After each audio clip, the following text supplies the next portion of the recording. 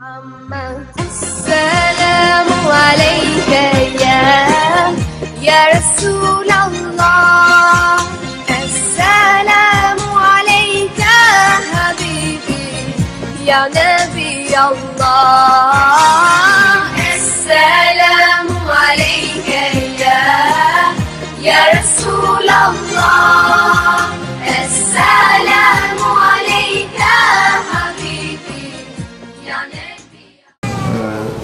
Bismillahirrahmanirrahim. Donc, comme le frère l'a dit, c'est un peu particulier cette année, mais bon, ça fait déjà 2 ans, je pense, que j'essaye de faire des choses en série quand je viens sous la tente et que c'est une réflexion qui est plutôt sur le long terme. On a 1h30 ensemble et puis 3 fois 1h30. Alors, le frère a cité 2 fois dimanche, mais c'est aujourd'hui à 14h, demain à 14h et lundi matin à 10h, je crois, 10h30. 10h30. Donc, toute personne qui assiste à la première est obligatoirement convoquée à la dernière.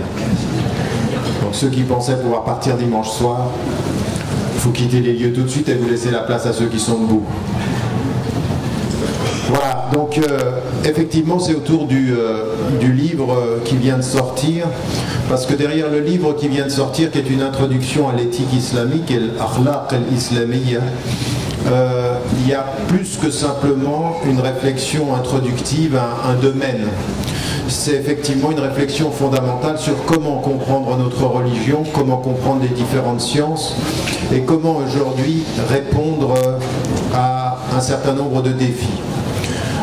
Dans le prolongement de tout le travail qui a été mené avec le Centre sur la législation islamique et l'éthique, Markaz al-Tashri' al-Islami wal-Akhlaq, qui a été fondé en plus il y a maintenant 3 ans sur la base du livre La réforme radicale et l'Islah al-Jazri.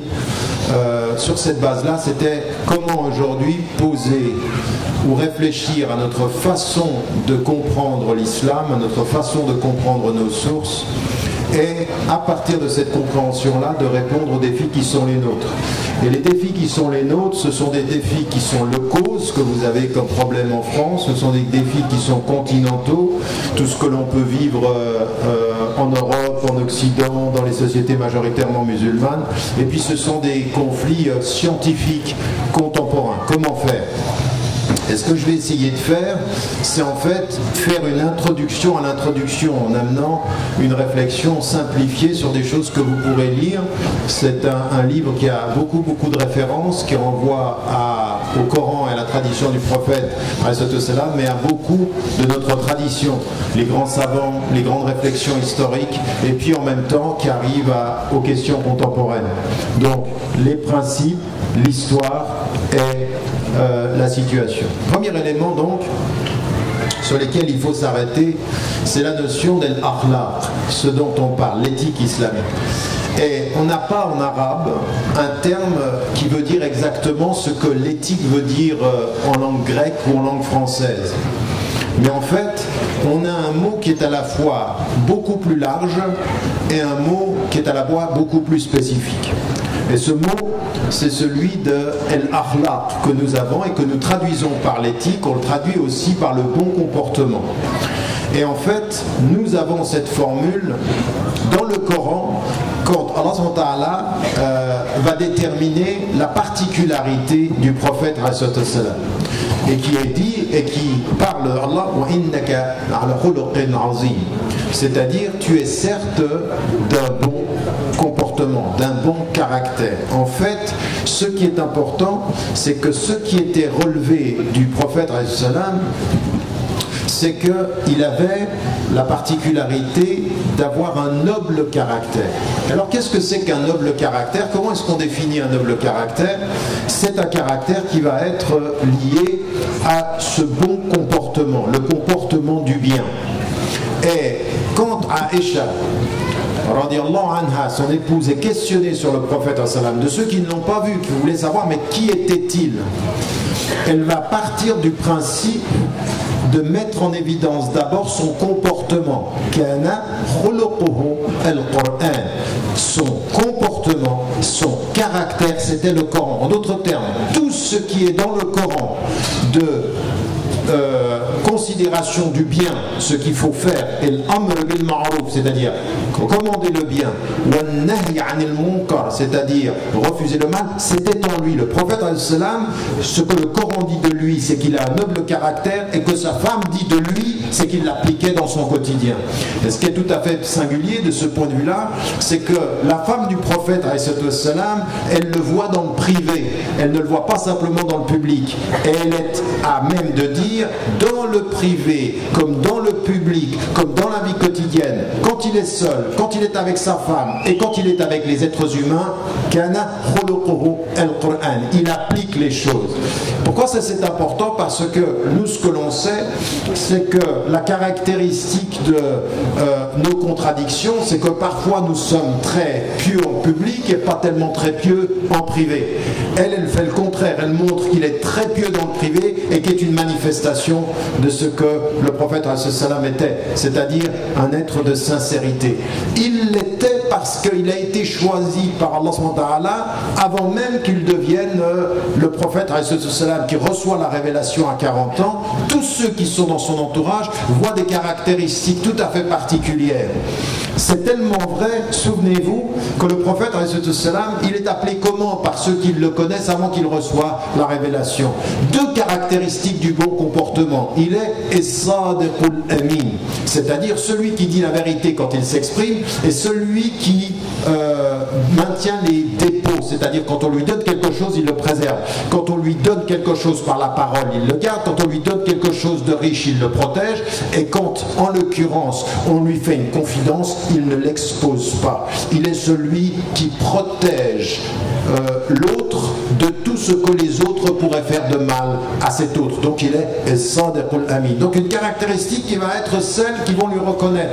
Et le prophète, il savait tellement que les gens le respectaient pour ceci, que souvenez-vous, quand il commence sa prédication, quand il commence à leur parler, il est sur la montagne, il leur dit, si aujourd'hui je vous dis, quand Abu Lahab va lui dire Tabban laka, c'est-à-dire quand il va lui dire maudit sois-tu ou que tu sois rejeté, il dit, si je vous annonce aujourd'hui que derrière le mont il y a une armée qui vient, est-ce que vous me croirez?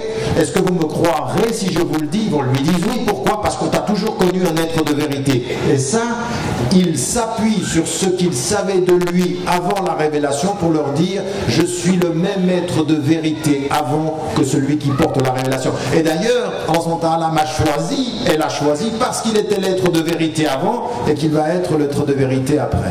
Et donc, il a une caractéristique, l'élément qui va être déterminant dans le fait qu'il est véridique dans le message, c'est qu'il est juste dans le comportement. En d'autres termes, et ça c'est important, quand Allah SWT va parler de notre communauté, quand il parle de notre communauté, il ne commence pas par dire que nous sommes une communauté de croyants. Il commence par dire, vous êtes une communauté dont la spécificité va se voir par le comportement avant que ça vienne pour vous du sens du cœur. C'est-à-dire qu'Allah, il sait que si vous vous comportez bien, ça vient de votre cœur. Mais les êtres humains, pour qu'ils sachent ce qu'il y a dans votre cœur, qu'est-ce qu'ils vont regarder? Votre comportement. Kuntum khayra ummatin ukhrijat lin-nas ta'muruna bil ma'ruf, c'est-à-dire vous commandez le bien, wa tanhauna 'anil munkar, et vous évitez le mal, wa tu'minuna billah. C'est-à-dire que pour les hommes, ce qui va être l'élément qui va être la véracité du message, le fait que ce message est vrai, c'est le comportement que vous avez. Vous commandez le bien et vous interdisez le mal. Qu'est-ce que c'est ceci? Le bon comportement, c'est l'éthique, c'est l'akhlaq. Et donc ici, on comprend que tout notre message, il va être celui de mettre en évidence ce bon comportement que nous devons avoir dans notre quotidien. Troisième des choses qu'il faut mettre en évidence sur la compréhension, c'est que le prophète, il va nous dire une chose fondamentale. Et cette chose fondamentale, elle va nous permettre à nous de bien comprendre qu'est-ce que ça veut dire que ce bon comportement quand il est dit la chose suivante, à savoir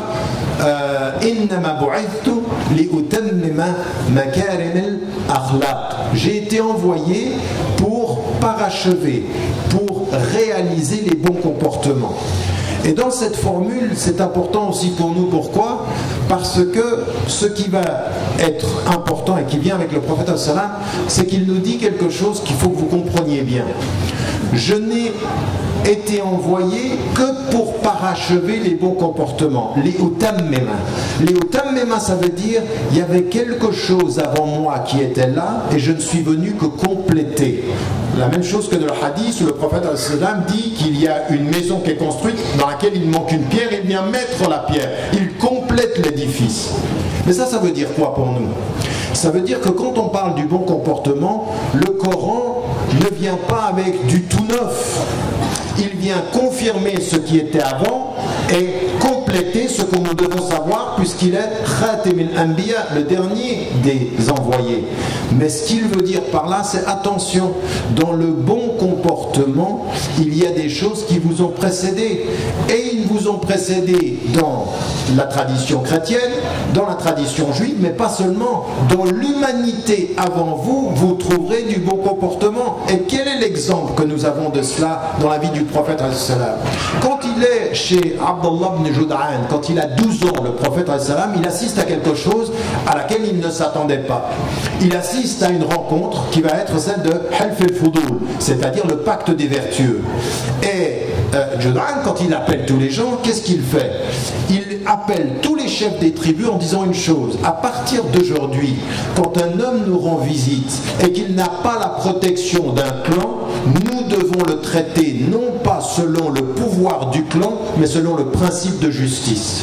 Pourquoi? Parce qu'un Yéménite était venu et qu'il n'avait pas de clan et quelqu'un l'a volé. Et donc comme il n'avait pas de protection, celui qui l'a volé, il l'a volé en sachant qu'il n'avait pas de protection. Donc il a laissé le principe de justice pour ne penser qu'au principe du pouvoir. Comme tu es démuni, comme personne ne te protège, ben je peux te voler et personne ne va se retourner contre moi. Et ça ne correspondait pas au principe de justice et de noblesse, même des clans, même des tribus arabes. Alors lui, il ramène tout le monde et il dit: à partir de maintenant, quand quelqu'un vient, ce qui va être notre référence, c'est pas qui a le pouvoir, mais le principe de justice qui nous unit. Et le prophète, des années plus tard, quand il reçoit la révélation, quand il est le prophète, il dit: j'ai assisté quand j'étais jeune à cette rencontre-là, et s'il fallait que je revienne à ce principe-là, j'y reviendrai. Qu'est-ce qu'il veut dire par là? Il y a des principes que des gens qui n'étaient pas musulmans ont mis comme principe de justice, et justice c'est une justice, il n'y a pas justice islamique et justice non islamique. La justice c'est la justice. Et il y a des gens qui ont, et des civilisations et des tribus, et je donne même de ceux qui étaient dans Half al-Fudul, il y a des gens qui vont se retrouver contre le prophète, mais lui il ne regarde pas qui est avec et qui est contre, mais le principe que l'on défend. Le principe que l'on défend. Et comme vous, Français de confession musulmane, que vous soyez des gens qui viennent du Sud et qui vous êtes installés, ou vos parents se sont installés ici, ou que vous soyez convertis à l'islam, vous ne devez jamais rejeter du lieu où vous êtes les bons principes qui sont juste ici, car il se peut que des gens qui n'étaient pas musulmans ont établi des principes avec lesquels les musulmans sont d'accord. Nous ne venons pas tout enlever, nous venons construire sur ce qui est pour qu'on parachève les bons comportements. Donc tous les bons comportements qu'on trouve dans un pays, tous les principes de justice qu'on trouve dans un pays, on les prend pour nous. Nous intégrons à notre présence tous les bons principes, exactement comme le prophète le dit et le fait. Dit: je ne suis pas un innovateur parmi les envoyés. Je viens juste confirmer ce qui fut avant. Donc le bon comportement est fondamental parce que ça nous dit une chose. L'islam vient préciser le bon comportement, il ne vient pas tout apporter. Des choses ont été dites avant nous, et même dans la conception de la charia, dans la façon dont on la comprend, tout ce qui fut juste avant nous et qui n'a pas été contredit par un principe du Coran, nous le prenons pour nous. C'est-à-dire c'est-à-dire ceux qui étaient avant nous, on le prend. Donc on comprend une chose, c'est que al-akhlaq, ça veut donc dire deux choses. Ça veut dire d'abord comment déterminer le bon comportement. et c'est le bon comportement. Mais pour que l'on sache qu'est-ce qui détermine le bon comportement, il faut que l'on ait les principes du bon comportement. Donc, el-akhlaq, comme l'éthique, ce dont on parle, l'introduction à l'éthique, c'est de déterminer qu'est-ce que le bien, qu'est-ce que le mal, qui nous dit ce qui est bien, qui nous dit ce qui est mal, et c'est le bon comportement, comment réaliser ce qui est bien, comment éviter ce qui est mal. Donc vous avez bien compris, l'éthique c'est deux choses, c'est un, les principes, et deux, la pratique. Les principes de pourquoi ce qui est mal, comment par exemple avez-vous décidé, ou avez-vous compris, ou d'où ça vous vient, que mentir c'est mal, ou que voler c'est mal. Qui a décidé ça? D'où ça vient ceci? Et donc en l'occurrence, on va se poser la question de savoir comment on définit le bien et le mal. Donc dans la science de l'éthique, c'est qui va décider ça. Et d'un autre côté, tout ça c'est bien gentil, je sais qu'il ne faut pas mentir, je sais qu'il ne faut pas voler, je sais qu'il faut faire le bien, mais je le fais comment? Comment est-ce que je réalise? C'est-à-dire comment je passe du principe que je comprends à la pratique qui le traduit, qui traduit ce que je comprends. D'accord? Comment je fais ceci? Parce que c'est facile de dire, ah ben, oui, nous sommes des spécialistes dans les communautés musulmanes, on est des spécialistes du yaka, mais il n'y a qu'à faire ça. Oui, c'est gentil. Je veux dire, yaka. Non, c'est plus complexe que ça. Parce qu'il y en a certains qui ont mal compris, je ne cesse de répéter depuis 25 ans, l'islam est très simple. C'est une religion extrêmement simple. Mais la vie, elle est compliquée. Tu ne me dis pas yaka. C'est compliqué la vie, c'est pas facile, avec mes souffrances, avec mon passé, avec mon histoire. Donc donne-moi les moyens d'appliquer un principe simple à partir de ma vie compliquée. Mais ne me dis pas que je suis un mauvais musulman parce que je n'arrive pas, avec ton principe simple, de l'appliquer dans ma vie compliquée. Parce que certains, c'est difficile, et en particulier dans le contexte dans lequel on est aujourd'hui, c'est pas facile d'appliquer des choses simples. En fait, c'est très compliqué d'être simple. C'est très compliqué d'être simple. Vous le savez. Et il y en a, ils aiment bien être compliqués pour être compliqués, et donc ils compliquent inutilement. Donc tout ça n'est pas simple. Vous m'avez suivi? Non, il n'y a pas de... On a des fatwas particulières ici, on n'applaudit pas. D'ailleurs, ni pendant ni après. Dès qu'on a fini tout à l'heure, on part tranquillement, puis on réfléchit à ce qu'on a partagé, Inch'Allah. Donc en l'occurrence, vous comprenez ce que je suis en train d'essayer de dire. L'akhlaq, c'est ceci. Et donc, dans ce qui nous est donné, il va y avoir à essayer de comprendre, dans la tradition musulmane, quelles sont les sources, comment est-ce qu'on définit ce qui est bien et mal. Et là, on va avoir les sciences, et le ulum al-islamiyya vont être des éléments de se dire, mais comment est-ce qu'on se détermine? Et d'un autre côté, il va falloir se dire, comment est-ce qu'on va appliquer ceci? Parce que, à l'époque, quand on est dans des situations tribales, des situations de la vie à Médine et la vie à la Mecque, c'est effectivement des tribus, mais la vie scientifique, elle est beaucoup moins compliquée que la nôtre. Par exemple, quand on vient vers vous et on vous dit, à partir de maintenant, on peut rentrer dans vos cellules, avoir toute la séquence ADN de vos cellules, puis on peut commencer à bricoler là-dedans. Qui va dire si c'est bien et qui va dire qui est-ce qui est mal? Où est-ce qu'on arrête et où est-ce qu'on commence? C'est-à-dire aujourd'hui, on a des moyens technologiques qui ont développé un rapport au bien, au mal. Il faut réfléchir. On ne peut pas commencer à dire non, c'est haram.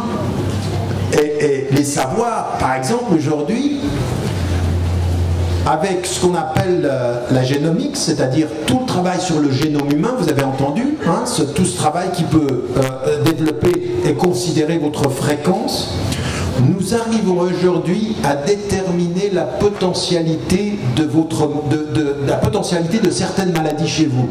Développement du cancer, développement de certaines... Si en plus on ajoute le génome de votre conjoint, eh bien, on peut savoir la probabilité d'enfants qui vont être malades.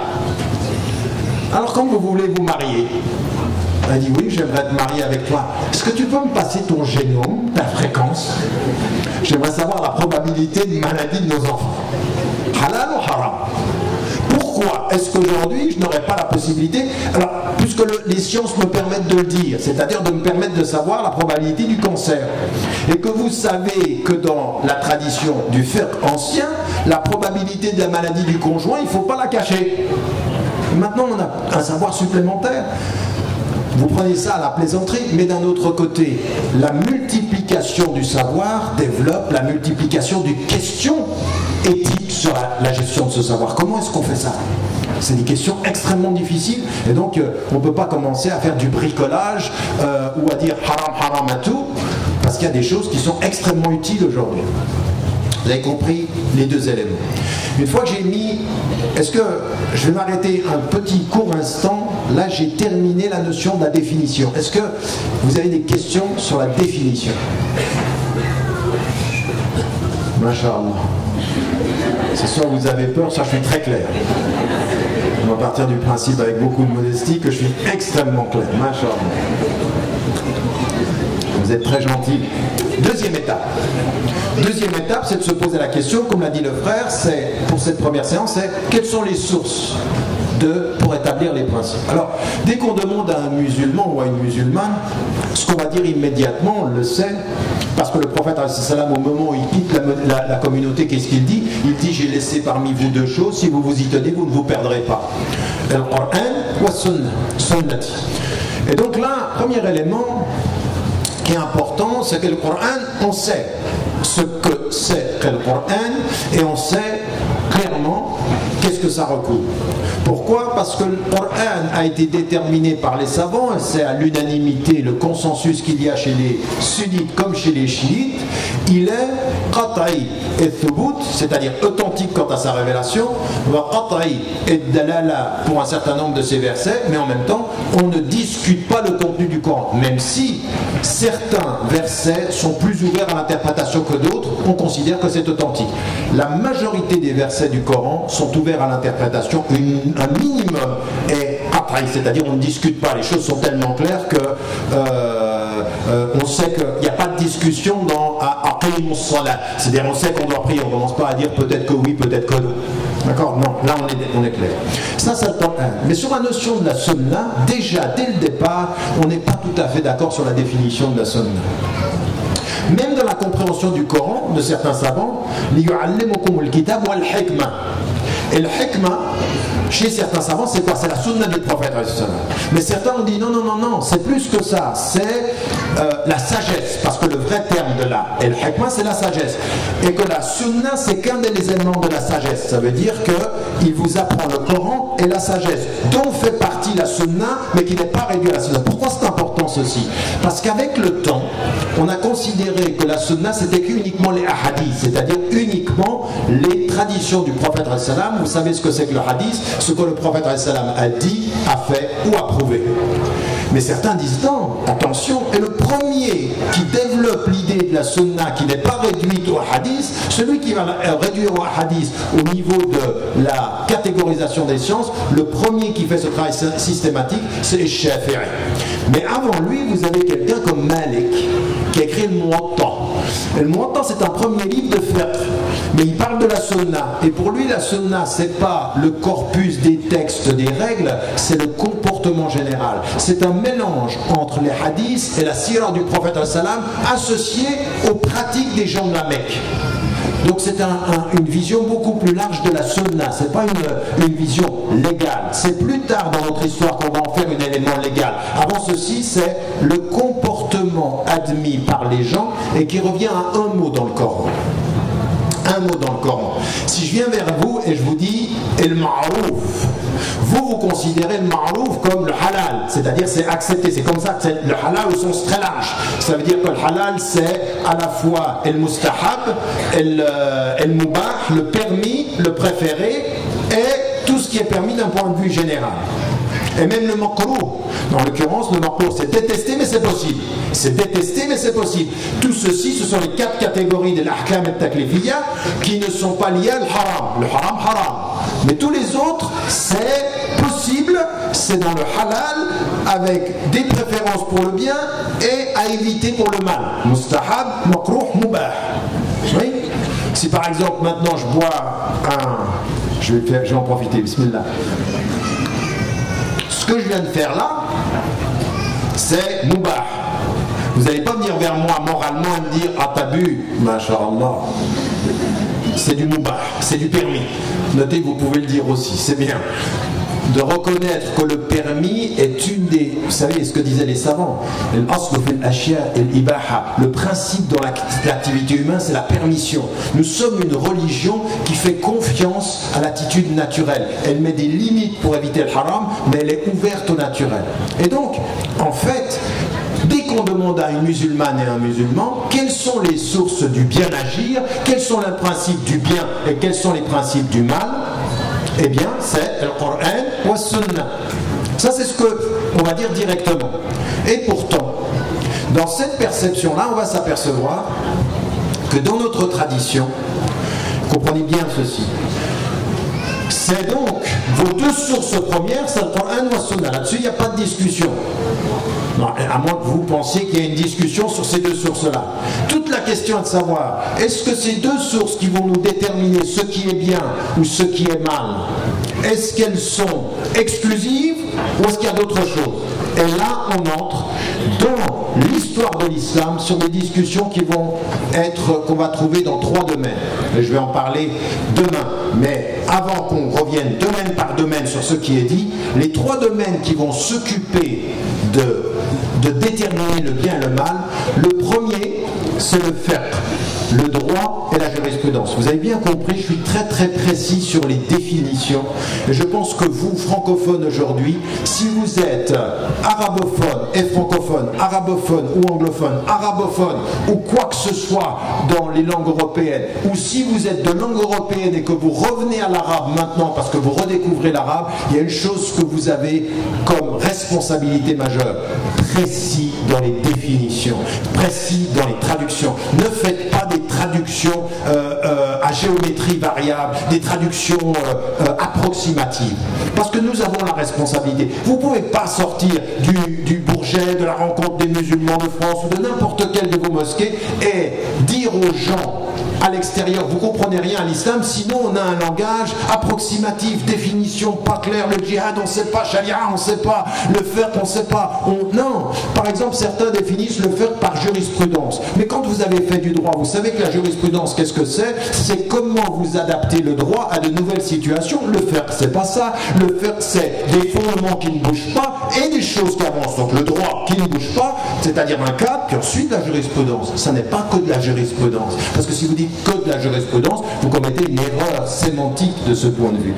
Et donc il y a un domaine où les savants, ceux qu'on appelle les fuqaha, les juristes, vont s'arrêter et faire un travail de comment est-ce qu'on sait que quelque chose est bien et que quelque chose est mal. Par exemple, quand le Coran vous dit d'une action qu'elle est interdite, qu'est-ce que vous comprenez?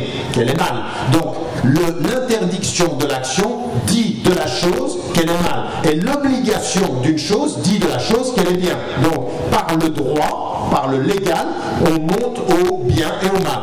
Premier domaine. Deuxième domaine est que malheureusement nous aujourd'hui nous avons négligé, c'est tout le domaine de ce qu'on va appeler ilm al-kalam, c'est-à-dire on le traduit, regardez de nouveau, souvent on dit c'est de la théologie. Et vous avez des gens qui traduisent aujourd'hui ilm al-kalam par théologie, en français comme en anglais. Non. Parce que la théologie, qu'est-ce que c'est? Quand on a étudié le christianisme et quand on a étudié les autres traditions, c'est le discours sur Dieu. Or, ilm al-kalam nous parle de Dieu, nous parle de la liberté et nous parle de la morale. Donc c'est à la fois de la philosophie et de la théologie. Et nous, ilm al-kalam, ce sont les philosophes théologiens, les théologiens philosophes. Pas uniquement les théologiens. Ils ont la double... Vous comprenez, ça c'est important. Pourquoi? Parce que ceux qui veulent mettre la philosophie uniquement chez les phalasépha, c'est-à-dire ceux qui ont été influencés par les Grecs, eh bien ils se trompent. Non, il y a des gens qui ont développé une philosophie à l'intérieur de l'islam, à partir de la réflexion des textes. Et Avrani, au 19e siècle, quand il discute en France avec Renan, et il dit, il y a une philosophie islamique, ne nous faites pas là. Parce que qu'est-ce que veut dire Renan? Il dit, en fait, vous, la philosophie, vous l'avez volée. À qui? Aux Grecs. Il dit, non, non. À partir des deux sources, le Coran et le Sunna, il y a une vraie philosophie, il y a une vraie réflexion islamique. Il faut faire très attention à ça. Et tous ceux qui aujourd'hui reprennent l'argument de Abu Hamid al-Ghazali, Tahaffud al-Falasifa, la rejection des philosophes, attention, il parle de quelque chose de tout à fait précis. C'est quand la logique grecque prend le dessus sur la pensée endogène musulmane. Là, il débat avec Avicenne, Ibn Sina. Vous me suivez? Vous êtes perturbé par ce qui se passe à... Bon, je profite. Vous me suivez? Donc en l'occurrence, ici il y a un deuxième domaine, Ilm al-Kalam, ceux qu'on appelle al-Mutakallimun, c'est-à-dire ceux qui vont questionner et vont se poser la question, une chose très importante.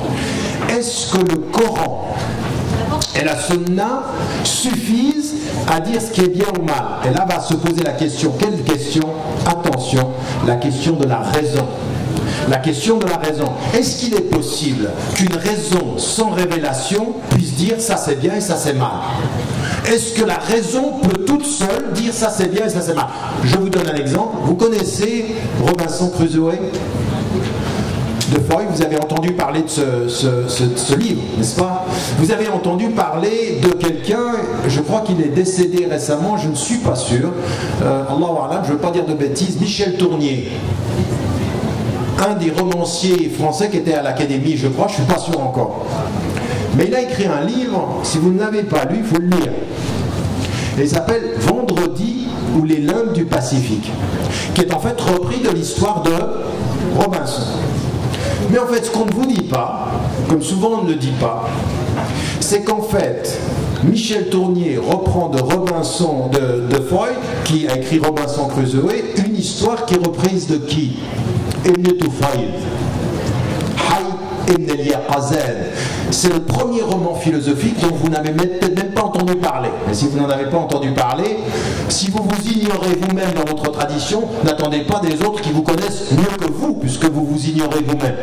Ce que je dis souvent aux musulmans, le problème qu'on a avec les musulmans, c'est qu'ils sont doublement aliénés. Ils vont vers les gens et disent toi de toute façon tu sais rien. Ouais, mais excuse-moi.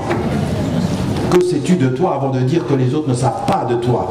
Ibn Tufayl, c'est un philosophe musulman et il a écrit un texte tout à fait intéressant où en fait un homme qui fait naufrage arrive dans une île et il n'y a rien.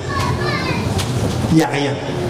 Est-ce que tout seul, sans Dieu, sans révélation, il va pouvoir déterminer ce qui est bien et ce qui est mal?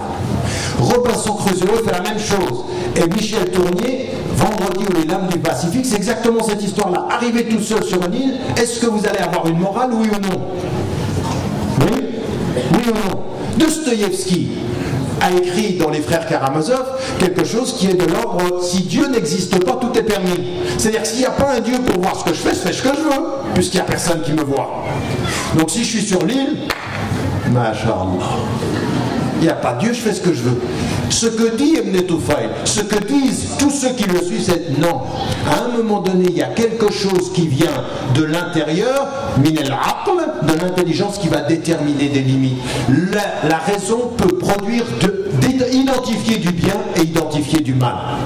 Et par exemple, à partir du moment où vous parlez, vous imaginez, que pendant 1 minute là maintenant, il n'y a pas Allah, il n'y a rien. Mais vous parlez. C'est 1 minute, hein. Après vous faites la shahada. Donc en l'occurrence. Non mais là vous rigolez, mais on a certains de nos frères des ahbash, chaque 30 secondes, là ils vous disent la shahada, t'as fait du kufr. Vous êtes sortis de l'islam chaque 30 secondes. Enfin bref.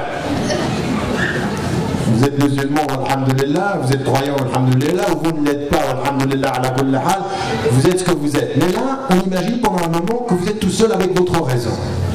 Et que vous êtes tout seul. Puisque vous parlez, il y a quelque chose de naturel. Si je parle et que nous devons communiquer, nous sommes bien d'accord avec ou sans Dieu que ce que je vais dire doit répondre à une vérité, parce que sinon on ne comprend pas. Si quand je communique en ne disant pas ce qui est, on ne va pas s'entendre. Donc le fait qu'on parle suppose que dire ce qui n'est pas interdit la communication, donc c'est le mal.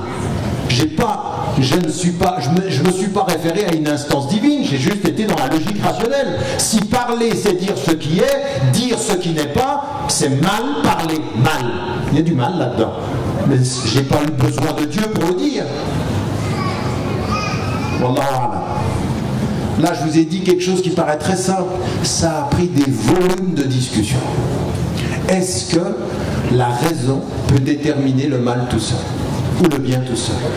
C'est dans quel domaine ceci? C'est dans le domaine de ilm al-kalam et le mutakallimun. Et dans l'intérieur, vous allez avoir al-ash'ariyya, al-maturidiyya et puis les mu'tazila dans l'islam musulman.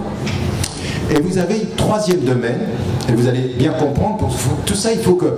Moi ce que j'ai envie c'est de vous donner l'envie d'aller plus loin. C'est-à-dire que là c'est une introduction, là je suis en train de défricher le chemin. Mais pour que vous ayez envie de continuer, le but d'une rencontre comme celle-ci, c'est pas de vous donner les réponses. Là je ne fais qu'éveiller des curiosités. Après, Inch'Allah, vous faites ce que vous voulez avec vos curiosités. Peut-être il y en a qui viennent simplement chaque année, ils sont curieux. Pendant 2 jours. Bon, soyez curieux tous les jours. Tous les jours. Parce que la curiosité, ça fait partie de la foi.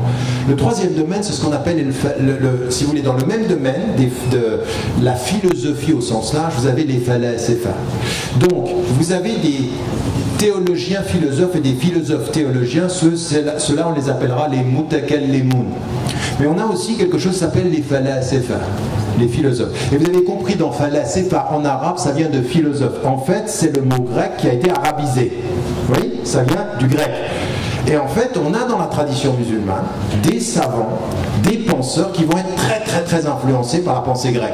Ils vont découvrir par des arabes, chrétiens et musulmans la traduction des œuvres grecques en arabe. Et ils vont commencer à développer et être tout à fait intéressés par la pensée grecque. Parce que la pensée grecque, elle va déterminer une vraie moralité, un vrai système sans Dieu, parfois, ou avec Dieu. Parce que ce qu'il faut savoir, c'est que l'on dit de Socrate qu'à la fin de sa vie, qu'il s'approchait de l'unicité de Dieu, de l'unicité. Là, on ne sait pas si c'est une réalité, parce que les textes ne sont pas certifiés ou complètement authentiques. Mais toujours est-il qu'en fait, dans la tradition musulmane, on va avoir une tradition de philosophes dont la particularité, c'est d'être influencé par les Grecs. Qui est le savant, le philosophe de référence? En fait, ça n'est pas Socrate, ça n'est pas Platon qui est son élève, c'est Aristote. Et Aristote, il a écrit un livre très important qui va être une référence, qui s'appelle, écoutez bien, l'éthique à Nicomaque. L'éthique à Nicomaque, c'est-à-dire comment développer un système moral de bien et de mal à partir de la rationalité. Et les savants musulmans vont être très influencés par ça, dans l'ordre, El-Kindi, El-Farabi, Ibn Sina, Ibn Rushd et toute une série de savants, et il y en a beaucoup plus. Ceux-là, qu'est-ce qu'ils font? Ils prennent de la tradition grecque et d'une certaine façon montrent que entre la pensée grecque rationaliste et l'islam, il n'y a pas de contradiction. Il n'essaye pas toujours de faire le lien, mais il montre qu'il n'y a pas de contradiction. Celui qui va montrer qu'en fait, il n'y a pas de contradiction, mais qu'on peut faire un lien, va s'appeler Miskawé, un philosophe qui vient après les autres et qui va montrer que non seulement ce qui va permettre le bonheur, parce que quelle est la question des philosophes? Quelle est la question des philosophes? C'est comment bien agir, mais aussi comment atteindre le bonheur, la félicité. Le terme, il est la félicité, c'est le bonheur, happiness, sa'ada en arabe. Comment on développe ceci? Et donc eux, ils pensent avec le bon comportement, avec la tempérance, avec la justice, avec la maîtrise, avec l'humilité, on parvient au bonheur par la maîtrise et donc par l'agir moral, par le bon comportement. Donc, premier des domaines, vous m'avez compris qu'est-ce que c'est? Le fiqh, droit et jurisprudence. Deuxième des domaines, la philosophie au sens large, et qui a deux courants. Et le mutakallimun, philosophe, théologien, philosophe, qui pense à la source de la morale de l'intérieur des références musulmanes. Et les falasifa qui pensent la philosophie morale à partir de la relation entre les Grecs et l'islam. Vous voyez, vous connaissez maintenant. Dès que vous sortez d'ici, vous savez la différence entre le mutakallimun, al-kalam et le falsafa. Le falsafa, c'est le lien avec les Grecs. D'accord? Donc là, on a un domaine où les savants se sont posé la question, les intellectuels, les philosophes se sont posé la question, est-ce qu'on peut déterminer le bien et le mal sans Dieu? Et pour les falasifa qui sont influencés par les Grecs, ils vont dire oui, bien sûr, puisque eux, ils étaient avant le christianisme, avant, et ils ont pu rationnellement déterminer ce qui était le bien. Par exemple, Socrate. Il y a quelque chose de tout à fait particulier avec Socrate.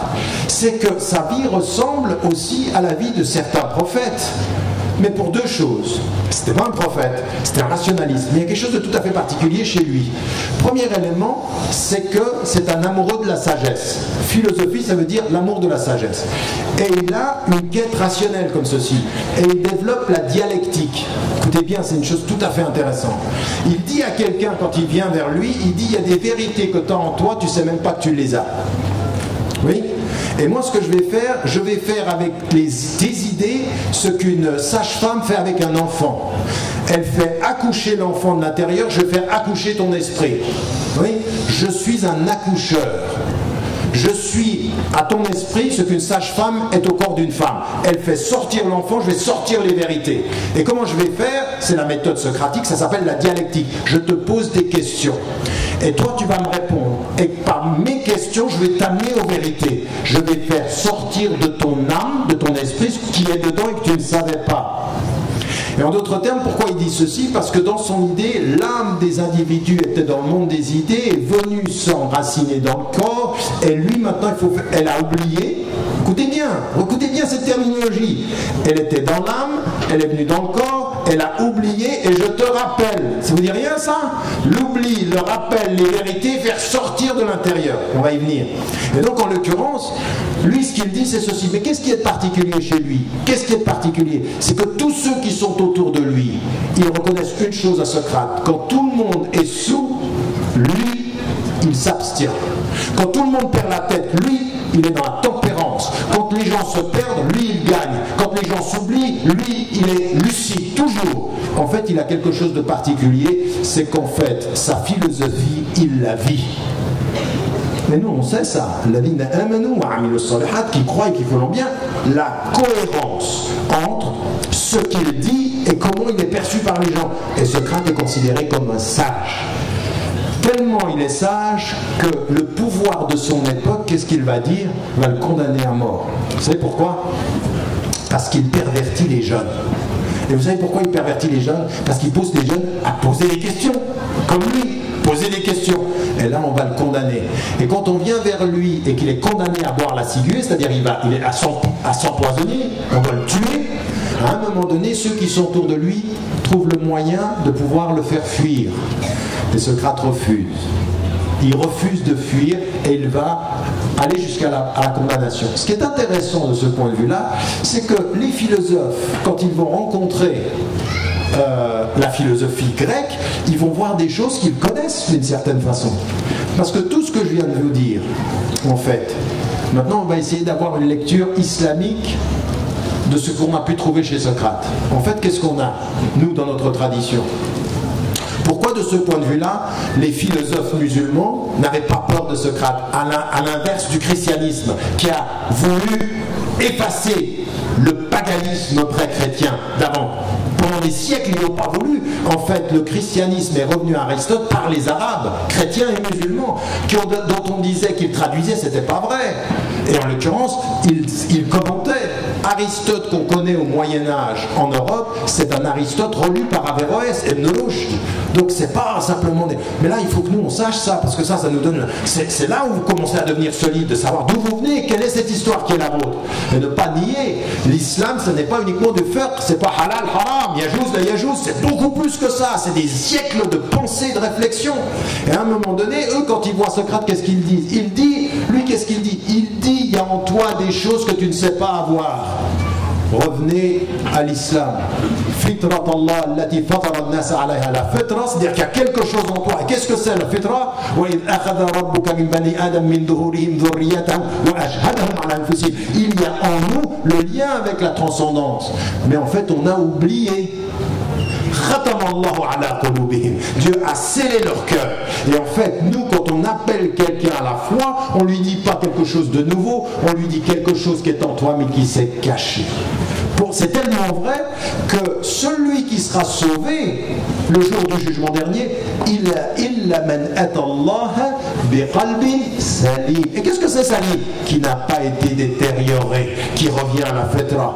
Toute la terminologie socratique de tu savais, t'as oublié, faut te rappeler, elle est complètement en notre accord avec la fitra, khatam Allah, enlève le voile et devient. C'est pour ça que quand par exemple je traduis la notion de kufr, qu'est-ce que je dis? Ô vous les négateurs au cœur voilé, vous niez une vérité parce que le cœur est voilé. Il faut enlever le voile pour que vous voyez. En fait, nous, ce qu'on croit profondément, c'est qu'il y a quelque chose à l'intérieur de chaque être qu'il ne voit pas quand il nie et qu'il faut dévoiler pour qu'il s'ouvre. Exactement ce que vous trouvez dans beaucoup de traditions grecques. Vous m'avez suivi? Deuxième source maintenant. Donc la première des sources, qu'est-ce que c'est? Droit et jurisprudence. Deuxième des sources, la philosophie au sens large avec Ilm al-Kalam et al-Falsafa. Troisième des sources qui va se poser la question de l'éthique, du bon comportement. Et ça, c'est très très important.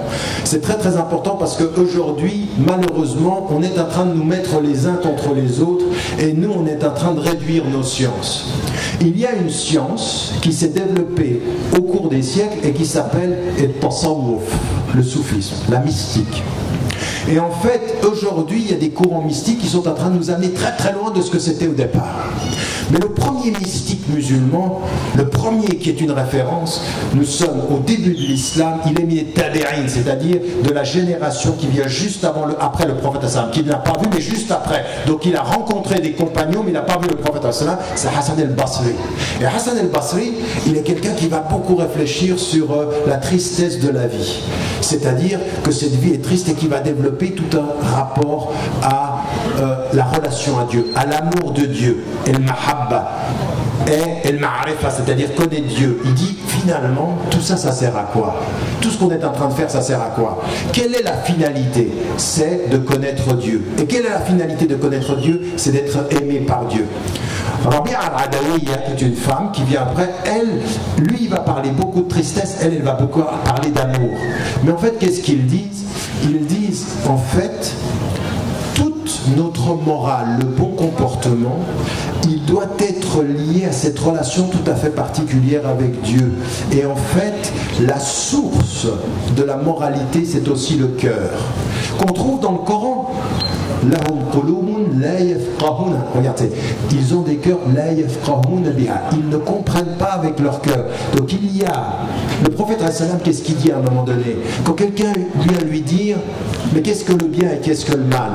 Est-ce qu'il lui dit, pense avec ta tête, et stafti qalbak, demande à ton cœur. Ton cœur, c'est aussi une des sources qui sait ce qui est bien, ce qui est mal. Donc le cœur peut dire les choses. Et le tasawwuf, la mystique, c'est de dire attention, il faut réfléchir au bon comportement. Et les soufis, eux, leur but essentiel, c'est toujours de se dire, la question n'est pas de savoir comment on détermine le bien et le mal, c'est comment on le fait. Comment on change sa personnalité pour appliquer le bien et le mal. Et qui va s'appeler comment? C'est-à-dire la purification. En d'autres termes, si on reprend l'exemple de Socrate, c'est comment je viens de la périphérie de mon être au centre de mon être et que je retrouve Dieu. Pourquoi? Parce qu'Allah SWT dit dans le Coran, Ya ayyuhalladhina amanu stajibu lillahi wa lirrasul idha da'akum lima yuhyikum wa'lamu anna Allah yahulu bayna al-mar'i wa qalbi.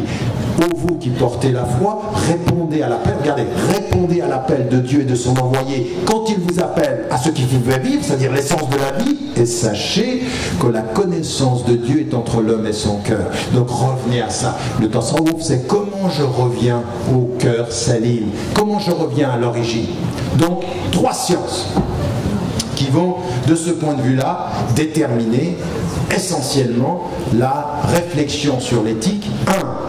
Le droit à la jurisprudence, 2. La philosophie et la théologie au sens large, et la mystique musulmane.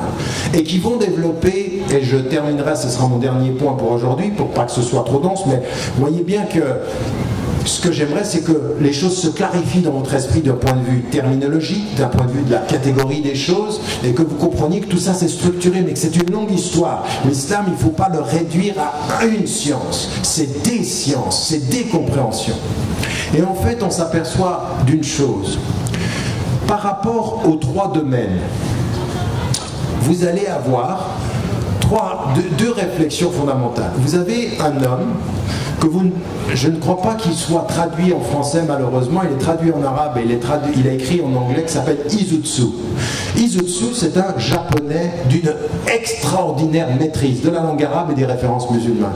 Vous savez, un des grands problèmes que nous avons, c'est que nous avions des orientalistes qui connaissaient l'islam parfois mieux que les musulmans. Et lui, il a une connaissance extrêmement profonde. Et il dit, en l'occurrence, tout le système moral, tout le système éthique musulman, il est lié entre 2 choses. Et l'iman, c'est-à-dire le tawhid, l'unicité de Dieu, ou al-kufr. Et tout va se construire à partir de ceci. Et ça, c'est intéressant parce que c'est une perception de quelqu'un qui est extérieur à l'islam et qui va déterminer que tout le système moral, il se constitue de cette façon-là. Et beaucoup de savants musulmans sont d'accord avec ça. Mais vous avez un autre savant que vous ne connaissez peut-être pas et pourtant il est écrit dans votre langue. C'est un des grands savants de notre époque et qui a fait sa thèse à la Sorbonne. Il s'appelle le Cheikh Mohammed Draz. Et il a écrit un livre qui est La morale du Coran. Un livre qui est presque oublié, il a été le professeur de beaucoup. D'ailleurs, quand vous entendez Cheikh Youssouf al-Qardawi aujourd'hui parler de ses profs, il dit « Kana ustazi wa sheikhi ». Il a enseigné, il a appris la réflexion sur l'akhlaq par l'intermédiaire de Cheikh Draz. Et lui, qu'est-ce qu'il dit? Il dit non. C'est pas une structure binaire et tawhid et wal-kufr. Il y a quelque chose de l'intérieur qui est un système moral qui vient de l'islam et qui est en fait qu'on doit considérer non pas dans l'opposition de 2 systèmes. Pourquoi? Parce qu'en fait, si vous avez compris ce que je disais au départ, même dans le kufr, il peut y avoir de la morale. Oui?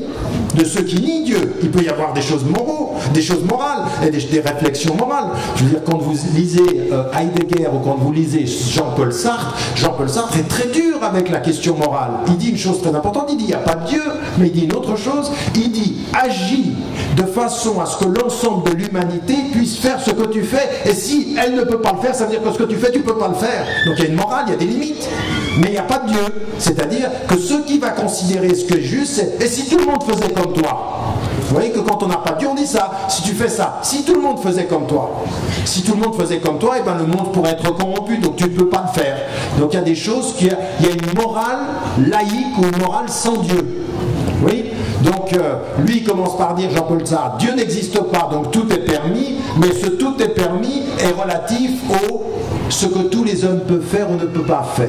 D'accord?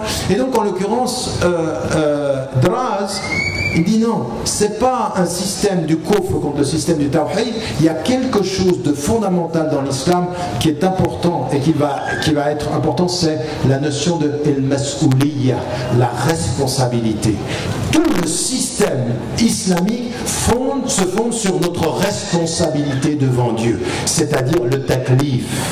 Nahnu mukallafoun, c'est-à-dire nous devons répondre à l'appel. Ce que je disais tout à l'heure, Ya ayyuhalladhina amanu, c'est qu'il nous appelle. Il nous appelle à une responsabilité, mas'ouliyya. Et de ce point de vue-là, il y a des choses qui sont el-wajibat, les obligations. Et donc il faut respecter.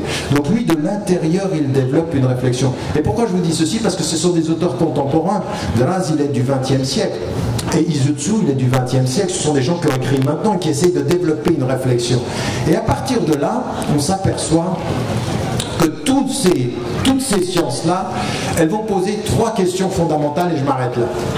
La première des questions, elle est dans le domaine des philosophes théologiens, c'est de dire quelles sont les sources de la morale. D'accord? Quelles sont les sources? Le Coran, la sunna du prophète, la raison, le cœur. Quelles sont les sources? Donc ils vont développer une réflexion sur les sources, qui est très importante. Pourquoi? Parce que quand vous déterminez les sources, vous allez déterminer votre relation aux autres. Est-ce que vous acceptez que vous pouvez trouver, par exemple, je vous donne un exemple.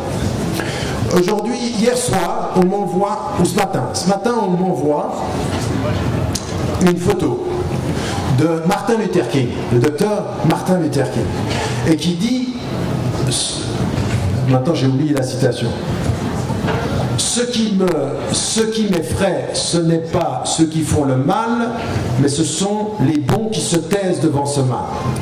Très belle citation. Il veut dire par là, et bon, il y en a certains qui ont tout de suite dit, mais quand on se tait devant ceux qui font le mal, on n'est pas bon. Ouais, comment certains commencent ça. C'est pas ça qu'il veut dire. Il veut dire le danger pour nous. C'est pas simplement ceux qui font le mal, c'est nous qui les observons faire et qui ne faisons rien, un peu ce que disait Einstein. Et il y a, alors ça, j'ai mis ceci sur le, j'ai trouvé ça très beau et je partage moi ces réflexions-là et je l'ai mis sur le Facebook officiel et sur Twitter. Et il y en a un qui envoie un mot sur Twitter direct et qui dit il y en a marre de Martin Luther King, nous on a le Coran et les hadiths. C'est une réflexion très importante. Pourquoi? Est-ce que vous admettez que quand vous allez rencontrer le pape actuel ou le Dalai Lama ou un athée qui n'est sans Dieu, est-ce que vous admettez que dans ce qu'ils disent, il y a des choses à prendre qui vont vous édifier, ou est-ce que vous n'avez que le Coran et la Sunna? Très important cette question, c'est quelle est la source? C'est-à-dire qu'à un moment donné, vous regardez quelqu'un, il nie Dieu, mais il a un esprit, il a un cœur, et qui a fait ce cœur, qui a fait cet esprit? C'est Dieu pour vous, même si pour lui ça ne l'est pas. Mais ce que vous savez de lui, que lui ne sait pas de lui, ça vous pousse à prendre de lui ce que lui vous donne, sans savoir d'où ça vient. Ça suffit. Et après, vous le regardez et vous dites Salam alaik, la paix soit sur toi. De là où vous êtes vous, parce qu'il vous apporte du bien. C'est ça que veut dire la sagesse, c'est la propriété perdue du musulman. Où il la trouve, il la prend. De ton esprit. Je n'aime pas ce que tu fais de ton esprit. Je n'aime pas ce que tu fais de ton corps. Je n'aime pas tes réponses. Mais il y a du bien dans ce que tu fais. Et ma responsabilité, c'est de prendre de toutes les sources. Et vous voyez comment la question de la source est importante. Vous rencontrez des gens qui réfléchissent par eux-mêmes. Et c'est vrai, il y a des gens qui réfléchissent par eux-mêmes, qui réfléchissent mieux que certains musulmans qui, soi-disant, réfléchissent avec Dieu. C'est la réalité, ça. Donc il faut prendre du bien. Donc cette question des sources est importante. C'est ce que pose la question de la philosophie et de la théologie. Les sources. Le fiqh, le droit et la jurisprudence va se poser la question des moyens. Comment est-ce qu'on traduit ça en règle? Parce qu'à un moment donné, si mentir, si voler, si faire le mal, il faut des règles. Donc on va se poser la question des moyens.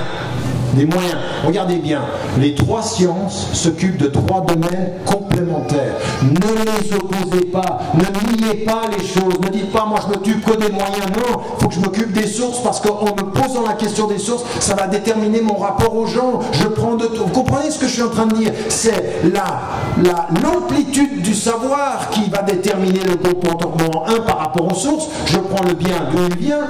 Et puis la deuxième des choses, les moyens. Comment est-ce que je vais appliquer le bien dans la loi? Et ça c'est très important. Pourquoi? Parce qu'aujourd'hui dans notre communauté, il y en a certains qui sont tellement obsédés par la loi qu'ils ne se posent pas la question de savoir si c'est bien ce qui est la traduction de la loi et comment lier le bien à la loi. Et l'exemple que je prends systématiquement, qui est déterminant, c'est qu'on est devenu obsédé par la nourriture que l'on mange, non pas dans la façon dont on traite les animaux, mais comment on les tue. C'est-à-dire pour nous le halal, c'est dis-moi que tu as dit Bismillah Allahu Akbar quand tu as tué l'animal. Mais comment tu l'as traité? Comment tu as été avec l'animal? Comment tu l'as respecté sa souffrance? Ça on n'en parle pas. Mais ça c'est éthique ça. C'est-à-dire qu'il faut poser la question de l'éthique du droit. Parce que sinon on finit d'avoir du droit sans éthique. Et nous on est des techniciens. Halal, halal, je mange, bismillah. Mais à un moment donné on se pose même plus la question. Dis-moi si je peux aller McDonald's manger du poisson. Parce que le poisson c'est toujours halal. Mais McDonald's, c'est toujours halal. Tu dis bismillah et tu manges. Tu ne te poses pas la question de savoir ce que tu consommes, comment tu consommes. Tout ça, c'est des questions éthiques. Quand vous savez comment ils détruisent la nature, comment ils détruisent les animaux, comment ils ne respectent rien, vous venez me dire bismillah, ça a tout halalisé. Au nom du droit. Nous, on est des champions. Pour juger les gens, haram, haram, haram. Mais pour soi, halal, halal, halal. On halalise les choses de ce qu'on mange. dans la consommation, même pendant le ramadan. Nous sommes des techniciens de après le maghrib, tu manges. Et tu manges n'importe comment. Tu manges même plus que pendant l'année. Donc c'est pas éthique ça. Le ramadan, c'est pas de concentrer sa consommation en multipliant par deux pendant le ramadan en disant je jeûne pendant la journée. Et tu te goinfres pendant la nuit. C'est de la goinfrerie halal. Ça existe ça. Ah, nous on est. Et on se dit pendant la nuit on peut tout faire. Ah bon. Bref. Deuxième des domaines. Troisième des domaines, c'est les soufis, qu'est-ce qu'ils posent comme question? C'est les finalités. Pourquoi le bien? Pourquoi le mal? Parce qu'au fond, ce qu'on veut, c'est se purifier, c'est s'approcher d'Allah et l'aimer. Donc vous avez bien compris, chacune des sciences, une pose la question des sources, la deuxième pose la question des moyens, et la troisième pose la question des finalités. Et ça c'est important. Pourquoi aussi les finalités? Vous ne vous posez pas des moments des questions, vous ne vous posez pas des questions des moments dans votre pratique, dans votre jeûne, au bout du compte, je suis en train de faire quoi? Je suis en train de faire quoi? Je suis dans une organisation musulmane, je vais à la mosquée, je vis ma vie, je gagne de l'argent. Mais la finalité, c'est quoi? Pourquoi tu es généreux? Pourquoi tu es juste? Pourquoi tu cherches quoi au fond? Que les gens disent « Masha'Allah, mu'min » ou est-ce que toi tu sais que finalement c'est entre toi et toi? Parce que le vrai péché, c'est pas ce qu'on voit de toi, c'est ce que tu sais de toi. Ce qui est en toi et tu détesterais que les gens le sachent, c'est entre toi et toi. Donc la finalité c'est quoi? C'est d'être en paix de toi à toi. Salam et nafs. Quand vous entendez Hayya al falah, le salut, qu'est-ce que c'est? C'est le salut, c'est vous qui allez le faire. Mais regardez le nombre qu'il y a de gens ici. Vous pensez que le nombre que vous êtes, ça m'assure une place au paradis? Mais rien du tout. Rien. Je suis plus en danger que vous, parce que j'arrête pas de parler. Et celui qui parle, il y a des comptes. Il y a des comptes. Vous comprenez ce que je suis en train de dire là? La première des sciences qui s'occupe des sources, philosophie et théologie, la science qui s'occupe des moyens, le droit et la jurisprudence, et la science qui s'est occupée des objectifs et de tasawwuf. Donc elles sont complémentaires. Nous on les a mis en compétition et on en a enlevé certaines. Allez, enlever le tasawwuf, enlever la philosophie, halal, haram, c'est tout. Discute pas. Ben si je discute. Parce que c'est pas comme ça. Parce que notre histoire elle n'est pas celle-ci. Wallahu a'lam wa ala wahkam. Ce que j'ai fait aujourd'hui, j'ai donné la définition. Oui, la définition de l'akhlaq sur la base de nos sources, déterminer les questions qui se sont posées, les sciences qui se sont développées, qui ont adressé cette question, et déterminer sur quoi elles se concentraient, sources, moyens et finalités, objectifs. Ça va? C'est clair? Ça c'est l'introduction à la première partie. Alhamdulillah. Assalamu alayka ya Rasulallah.